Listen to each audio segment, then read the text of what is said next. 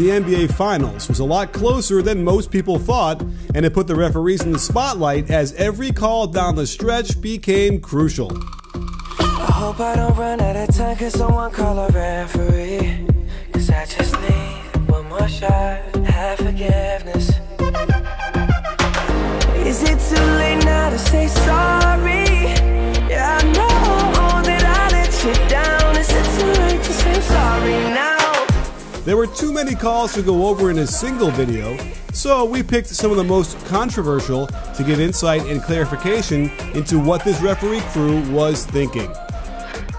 I could think of no one better to go through some of the most troubling calls than Ronnie Nunn, who was an NBA referee for 19 years, head of officials for 5 years, and director of development for 3 more. Ronnie, thank you so much for bringing your expertise to these calls. We have a lot to unpack. I don't want to waste any time because I know people out there are dying to get your take and my take and what happened on these plays that decided game one. So let's jump into it, Ronnie. What do you say? The first play you pointed out to me that I didn't even really consider was when Draymond Green fouls LeBron James on a drive and gets him in the face. Your alarm bells went off on this one. I don't know if anyone else really considered this. I think when we're watching on TV, as we're watching it, I don't think it was as notable. As a matter of fact, the commentators immediately said he got hit in the face. And also, Draymond complained about it. And then, of course, I think the official must have seen that. But when you see the raking of the hand of Draymond Green across LeBron's face, in my view, that should have been reviewed as a play that could involve flagrant one. And if we're going to do a flagrant one, we got to go look at it. I think had they gone to the replay, they would have called that a flagrant one. That was a strong raking and a poked finger, set of fingers to the face forward into LeBron James, which I thought he handled very well. I think he handles some plays and he embellishes some, but I think when there's a tight, tough play, a nasty play, he manages himself very well. Yeah, and we saw his eye was red. Like there was a broken blood vessel or something behind his eye from this play. Definitely not a natural basketball act by Draymond Green by any stretch. I might have defended him on the kicking stuff to the groin area during certain times with losing his balance. But this thing, I don't see how this is anything else but trying to get him in the face.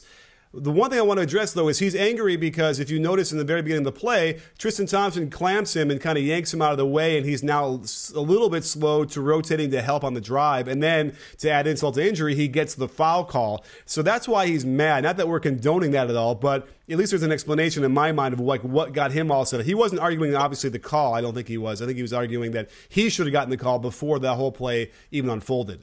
He's got a retaliatory way about him, and in that play, there was no question that he did something, flagrantly wrong. For sure. So that was an interesting missed call that they could have reviewed and given him a flagrant. Let's move on to the fourth quarter, where LeBron is now trailing a Kevin Durant drive.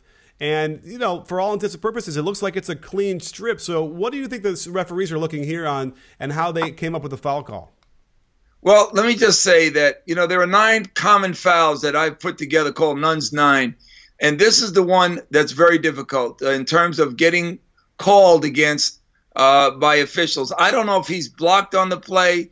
Maybe he took his eyes, I've said this before, off the play too quickly. The other 2 officials didn't have it. But the bottom line is that a strip play is a tough play. And I've always said if you play that full card Monte and you try to find out, which is the ace of spade amongst 3 cards, it's a tough thing to see. The hand is definitely quicker than the eye. You just want to be sure on strips. Players want to be sure when they attempt it because it's a risk play, and referees have to be sure that they're looking at the defense to get the play as best they can. If you watch the defender, the play slows down, and you can see hits to the arm, hits to the wrist, and clean strips. That will give you a higher percentage of a correct call. It looked like a clean strip. Right. Although I would argue that, Nance hit him enough with the body and he gets him kind of holding him on his shoulder so that, it doesn't really matter at that point. Like a foul happened, and it's just a question of who deserves to get it, I suppose. Well, let's move on to the main event, I suppose we can call it, which is happening with 41 seconds to go in the fourth quarter. It is a two-point lead for the Cavaliers. Kevin Durant goes hard to the basket on Jeff Green. And, this is a play that doesn't normally happen. We don't normally see LeBron James taking charges. But as we've seen, he's willing at certain times of crucial moments to do whatever it takes to win a game. And this is one of them where he steps over and he takes a lot of contact. But it's not even maybe the contact. At this point, I think we should unpack what happens with the refereeing first. So walk us through who has which call and then what that prompted them to do.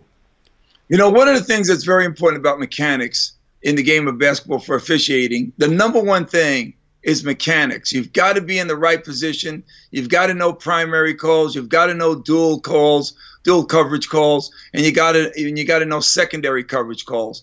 What alerted everybody here was that our trail official was going into a motion of a blocking call. And then the lead official, who this play is his primary, is clearly seeing a charge call. And I'm going to tell you, it's not because it's Kenny Maurer, and I just said some nice things about him. It's about Kenny's got this play right. The shifting and sway, the slight sway by LeBron James doesn't take this play into a block. Our other official goes into a blocking kind of phase of a look. The review is seen as a slight sway. I think in a real game situation, that slight sway isn't enough. The obvious play here is a crash, and that crash is created by the driving player. LeBron is there, even though he's not exactly perpendicular, but he's there in turns because of the hit that he's about to take. It is a charging foul in my view, and I think a lot of people would see it that way. And I think the NBA office would see that play that way, although the decision through the replay was seen in a different way. And I hate to disagree.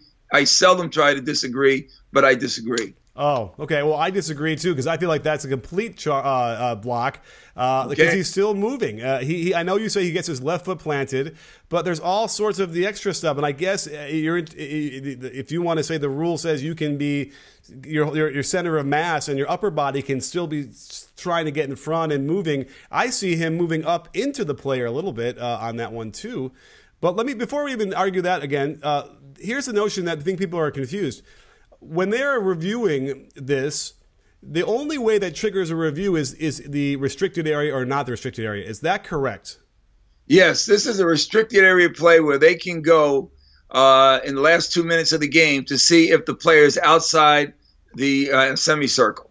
But I think the new interpretation with that is to add something to that to say, look, if he's out and that's good, but you see him moving, then we should attend to that as well. And that's the other part of going to the film. If something in the film initiates going to the replay and you see something else, that you can now attend to that because it only makes sense to do so. Well, they've moved that to the restricted area play, and then that's when they felt, as you believe, that there was a sway and that it should be called a block. So in all fairness, technically I understand that sway, but in the way of actually seeing the play, many plays like this, wherever they are in the court, this would be seen as clearly a charge play because the sway to me and the movement from right to left is minimal. Okay, but now, fair enough. Now, the whole notion of being able to trigger the review, I think, is what's gotten a lot of the Cavs fans really upset until Game 2, when it will benefit them when they review a call on Durant trying to take a charge, I'm sure. But it is within their guideline, as far as you're telling us on the rules, that whether or not, because I think the argument was it was clear cut he was not in the restricted area when that happened, and so they never should have reviewed it, but the rule does allow you for interpretation to say, okay, we got to review this either way. Is that correct? You got to review it if you're not sure about it being in the restricted area. And what made it unsure is one referee had a block, the other referee in the lead had a charge, so they were going to first discuss, do you have him in the restricted area or out? Oh, I have him out. Okay, what do you have? I have him moving. Oh, geez, I don't have him moving. So now they're going to find out by going to confirm these two items. And then they lended themselves to believe that the sway was enough for moving laterally. Sure. And that's why the call was changed. But I wish it wouldn't have been, because I think Kenny had it nailed. he had it nailed that he was above the restricted area, and I'm sure he didn't feel he had to go anywhere. It was our other official who ended up creating more doubt. And to be frank, he doesn't belong making that call. And that's where mechanics come in, and that's what kind of offset the whole situation. Sure. Well, let's go to the George Hill strip of KD, which happens early in overtime, which kind of set the tone for the refereeing, I suppose, in that moment where, Kevin Durant is isolating, going to his left on George Hill. He pulls up, and they call a foul on what appeared to be a pretty clean strip. So what is your take on this? You think that Kenny Mauer got the right call?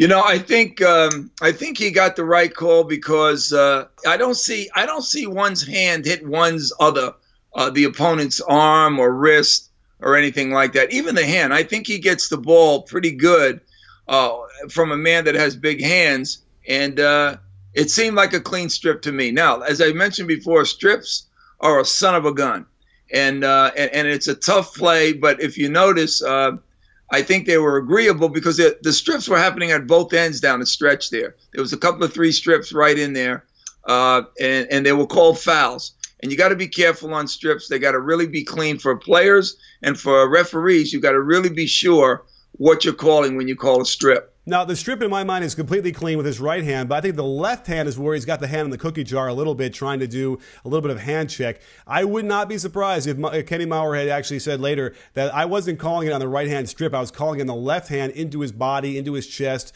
causing him, to lose his balance perhaps a little bit. Those are the sneaky ones that the veterans know how to do and get away with, and I think that might be what he was seeing. Well, let's unpack the last sequence here because a lot of things are going on, and let's see if we can't get through it quickly.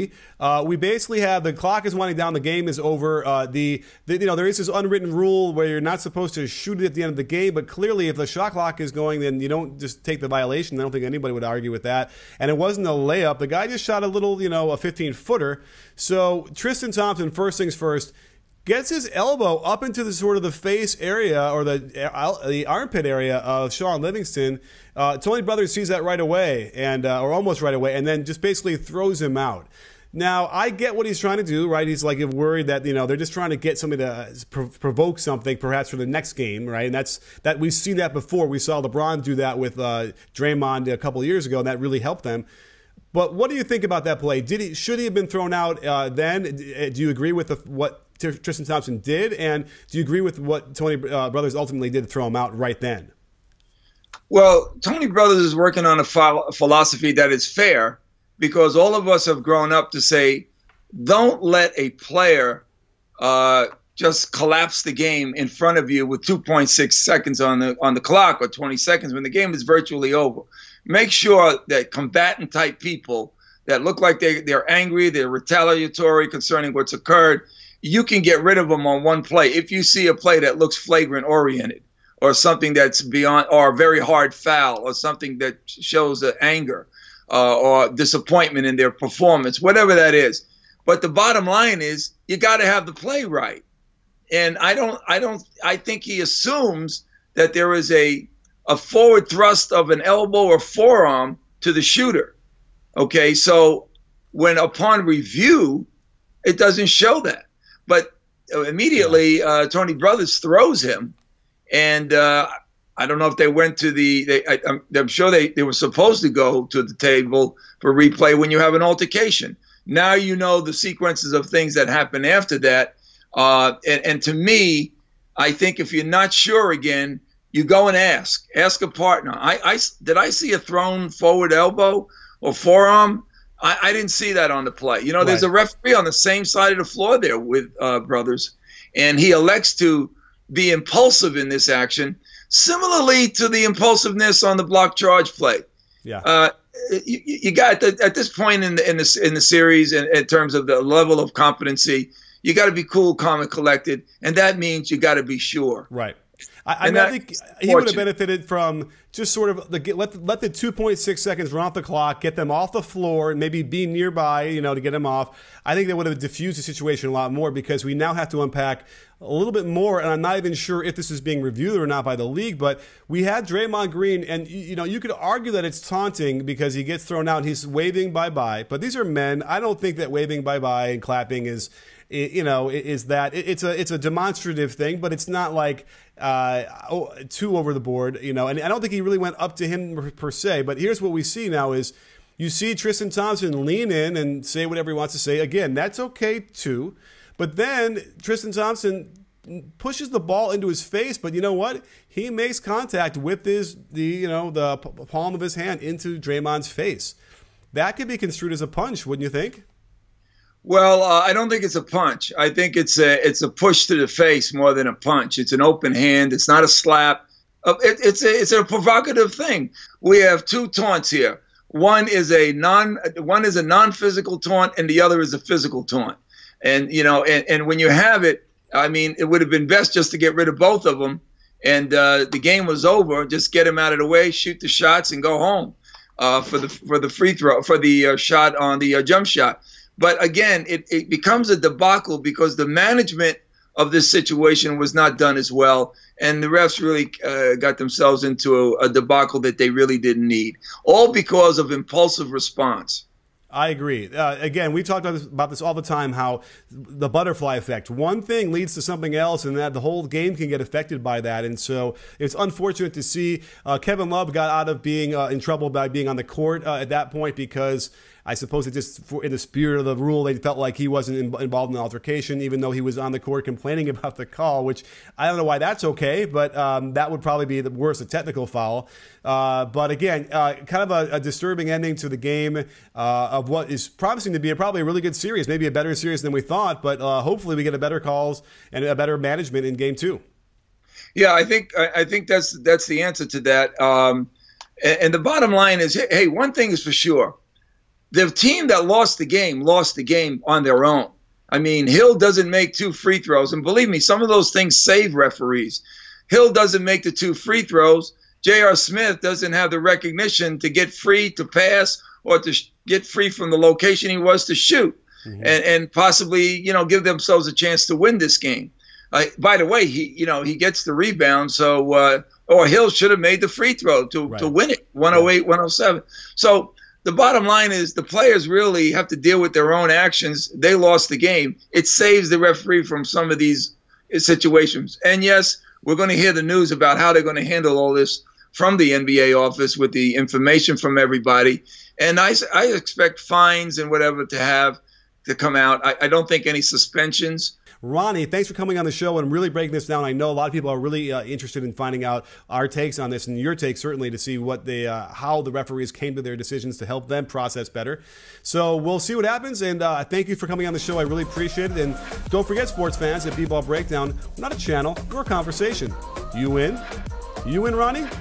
I'm in, as always, Coach Nix. Thanks for having me, and a real tough game to work at.